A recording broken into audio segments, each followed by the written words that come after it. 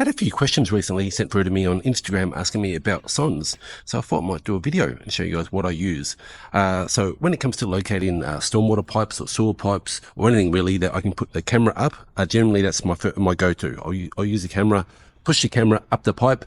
This is where I can see where it's going, see if it's coming to any blockages, any issues or anything like that. And the camera's great for that. I've got a mini reel, which is what I use, 60 meters of camera on there, rigid. You can do up to the maximum you can do is 150 mil, which is actually over there, which has got me just to where that bush is, and I can't get further. You should be able to push it further. Pushing up 150 mil pipe isn't ideal. Ideally, if the pipe's smaller, you can generally push further. So, and there's no flow in there or anything in there, so it's hard pushing up there. So, and I'm pushing upstream rather than downstream. So I can only get that so far, even though I know it's further. The big girl down there, the 300 mil, there's no way known I can get the camera in there. I did try a little bit, I can barely get up to this bush, can't get past this bush. So what I'll do in those situations is use my trace rod. Now, the trace rod we've got, it's got a fiberglass, so it's made out of fiberglass, but inside the fiberglass wires, there's copper wires inside of it, and that's what I like. I like the copper wires inside of it. Works great, works really good. However, in situations where, not here, but in other situations where the pipe's really deep, where it's very deep, trying to locate your little wires, you don't really get a great signal on it. So what you would do is you'd use a sonde, or in situations where I am today, even though that's not that deep, I still want to use a sonde because I want to get to an end point. The copper wires, the trace rod, works okay, works really good, but sometimes you can't find exactly where it ends. Sometimes the signal pushes past where it really ends. Whereas with the sonde, you know exactly where you are. Also, the depths. The depth on a sonde is a lot more accurate than the depth on a little tiny wire that's inside of a trace rod. So that's why we use the sonde.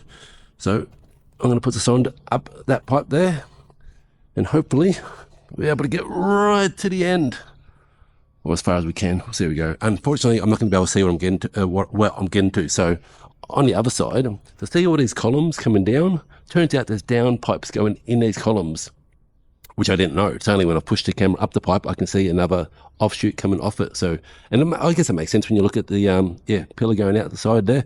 So the pipe goes up that way, and then the down pipe comes in. And I suspect, obviously, it's going to be the same on both sides. However, because I'm pushing a sonde up it, I'm not going to be able to see where these come out over there. Whereas if I push the camera up, I would. So, yeah. But I'm going to see, hopefully we can get to the end at least, and at least this way we can tell them how deep it is up there and where it stops. So, yeah. But anyway, that is a sonde. That is, I hope that answers any questions you have about sonde. So it's called a super sonde. That one is made by RadioDetection. There are a lot of different brands out there you can get. Different brands that, of different manufacturers to sell them. They're all very similar. This one here uses 33 kilohertz. So the camera itself's got a sonde on it also. That's what I normally locate when I'm locating with the camera, find the end of it. And the camera, on the rigid camera, the sonde on that is 512 hertz. So yeah, 33 kilohertz, 512 hertz. Much of a muchness. But yeah, hope that helps. Any questions you got? If you have any questions, leave a comment below. Let me put this sonde up the pipe and let's see where it goes. Well, I know where it goes, but let's locate it. Bye, guys.